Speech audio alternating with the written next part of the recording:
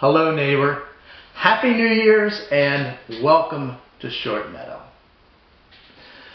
The last time we got together here at Short Meadow, we were looking back at 2025.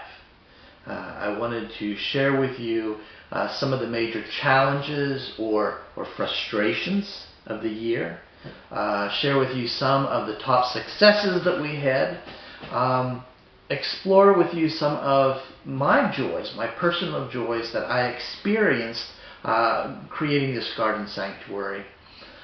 And then finally, what were the big takeaways of the year? What were the two things that I learned over the last year that I wanted to share with you? And so I want to go back and start there and say that the first thing that I learned was that we don't have to be rich to have a beautiful garden. We only have to be resourceful and patient. And the second one was, and is, that we need to dream big and then take small steps to achieve that dream. So on today's episode, we're going to look forward into 2026 based on those two insights, those two big takeaways from last year. So I invite you to sit back and relax, and let's get started.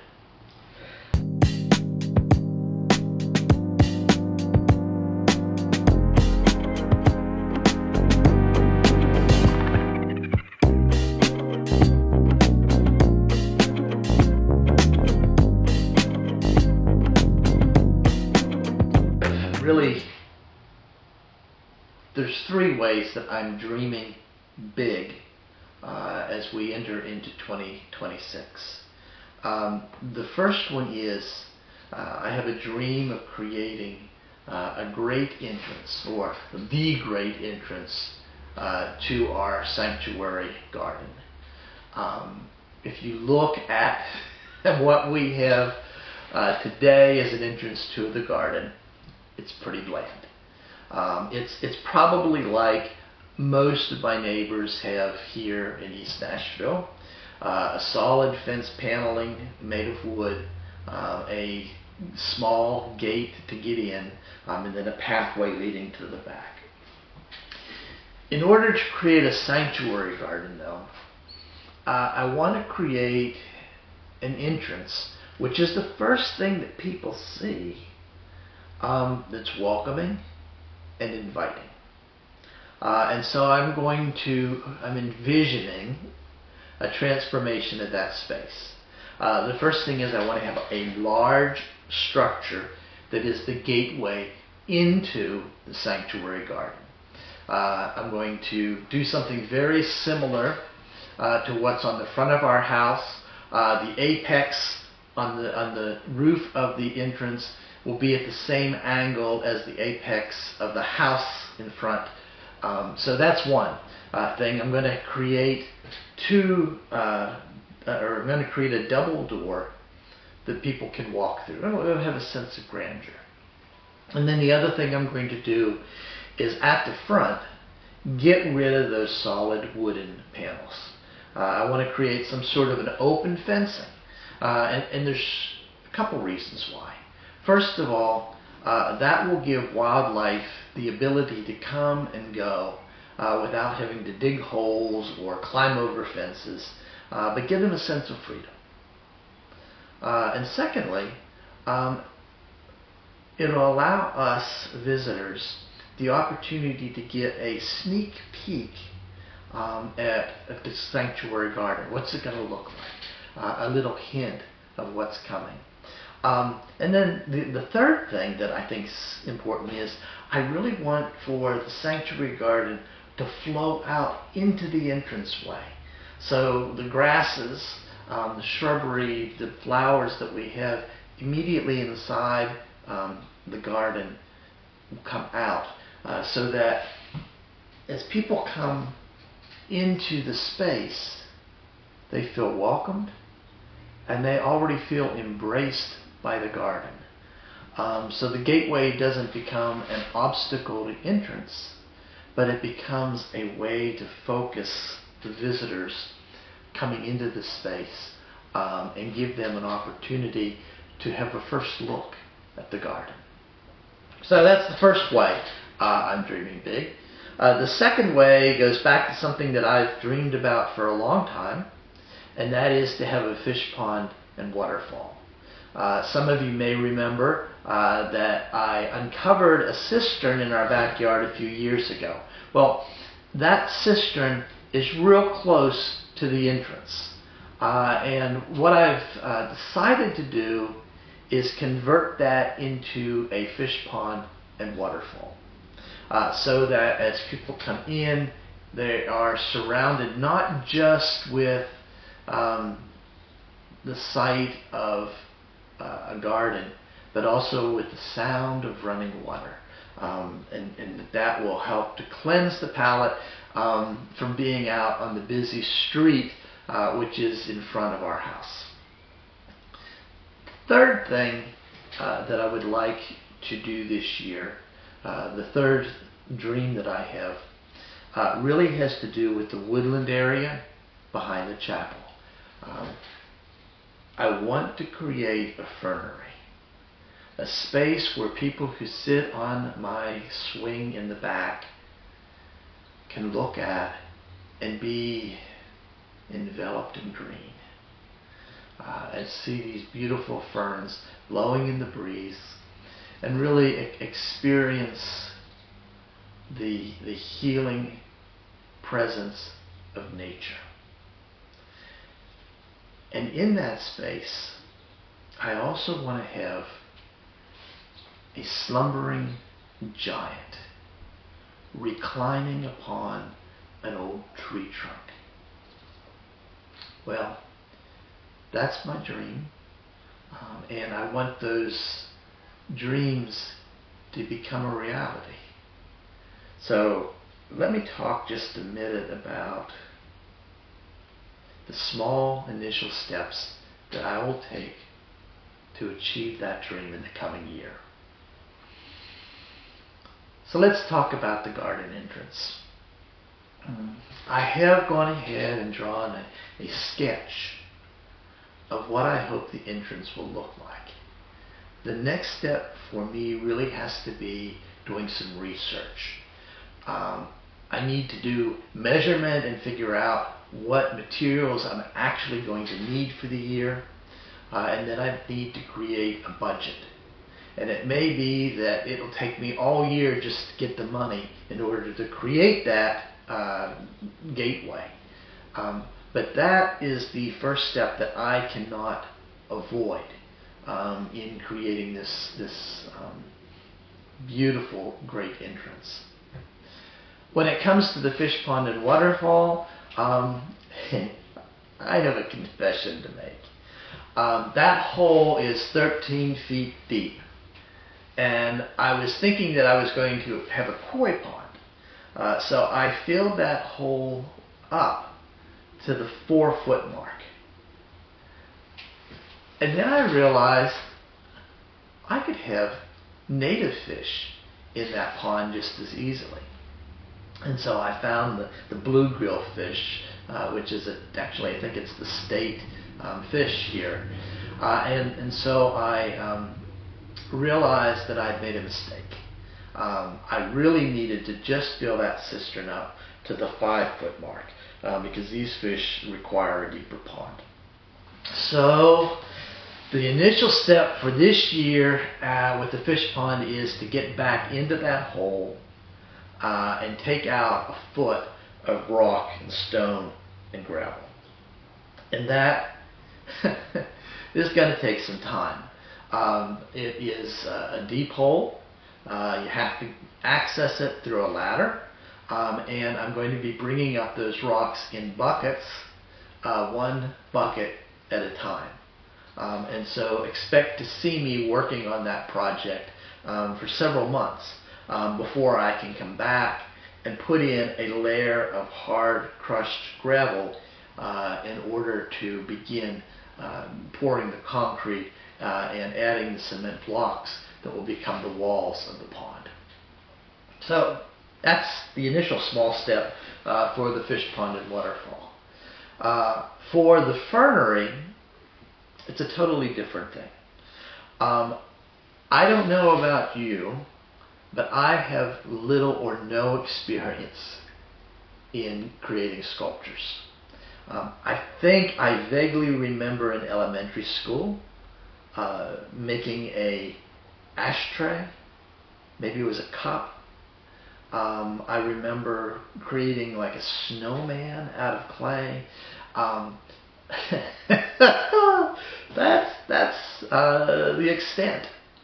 So I'm really going to have to be resourceful. I'm going to have to check out other YouTubers and see if there's anything out there that will help me in creating a sculpture. There are friends that I have who are big into construction. Some of them are artists.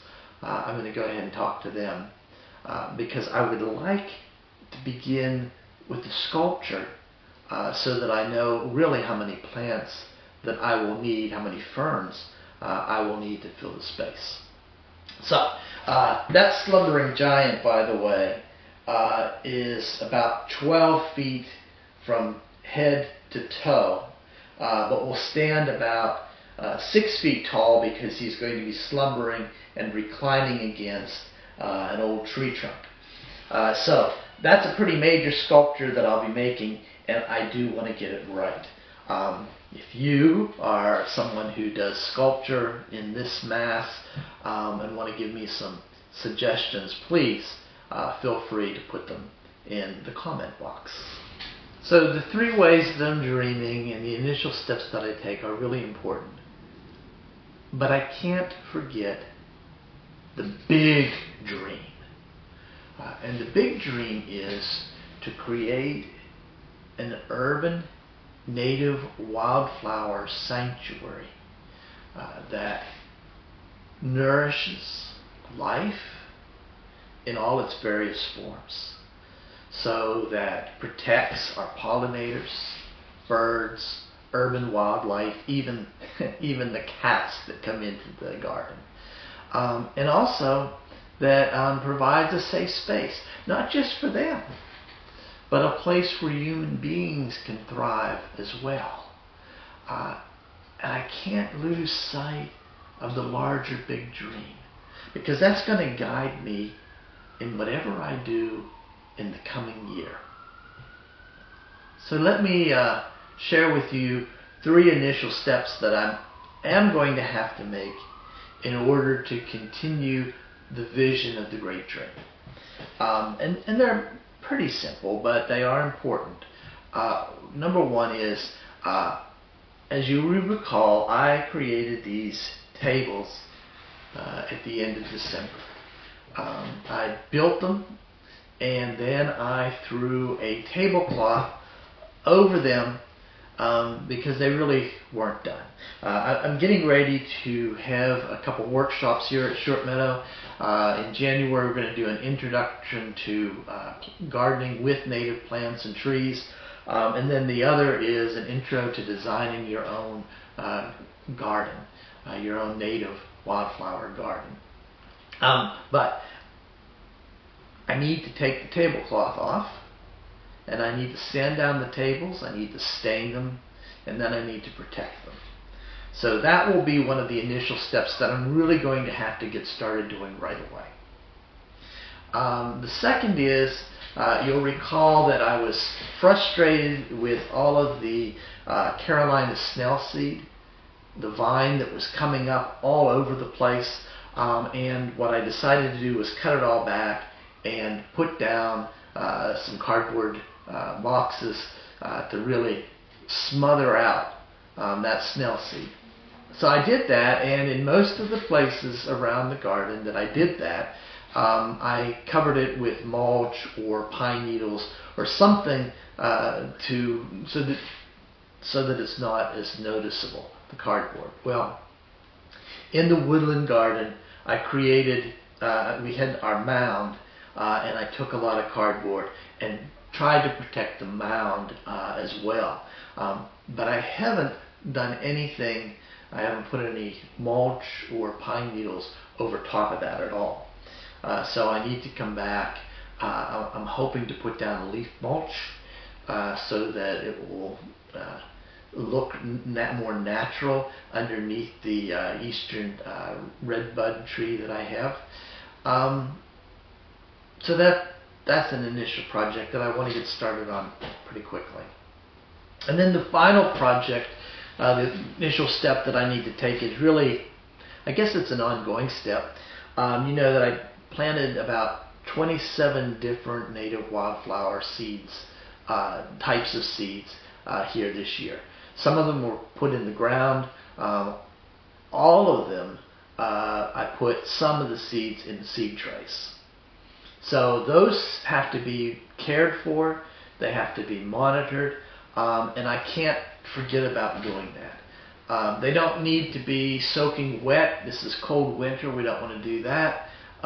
But we do want to go ahead and make sure that from time to time they are watered so that the trays don't dry out completely. And so that is going to be another initial step. And then the next and final step, which I just thought about. Many of you remember seeing the leaning hemlock of shortmeadow, where a friend came by and we took a hemlock that was leaning into utility wires and pulled it back so that it could begin growing again and its roots could grow strong, and so that it would be upright and not leaning against those wires. Well, unfortunately, we had a really bad storm a couple of weeks ago, and it loosened all the ground along the secure post that we had put in that's holding up the chain that's pulling it back.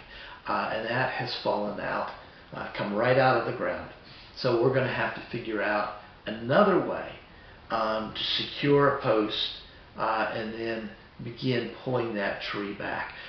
It was looking so good, and really we were impressed with it. So I really do want to go back and figure out a way to make that tree stand upright again, so that it won't fall over, won't die on us, and it will continue to flourish in the coming year. It's real popular with all of the birds that we have living in our sanctuary garden. So I want to make sure we preserve that tree. All right. Boy, that was a lot. I want to just say that I'm excited about the coming year. I am looking forward to seeing those dreams come closer to realization. I've got a lot of work to do. I do want to say, gardening is not for the lighthearted. I know that people say, one of the myths is, oh, if you just throw seeds in the ground for a native wildflower garden, you don't have to do any work. Well, that is not true. I will say we have to do a lot less watering. We have to do a lot less weeding and caring for the space, but there still is work to be done. So I hope that you will come back and join me as I continue this journey of creating a urban native wildflower sanctuary. I thank you for spending your time with me today. I encourage you to like, follow, and click the notification button so you can see my next videos. But thank you for your time today, and I look forward to seeing you soon here at Short Meadow.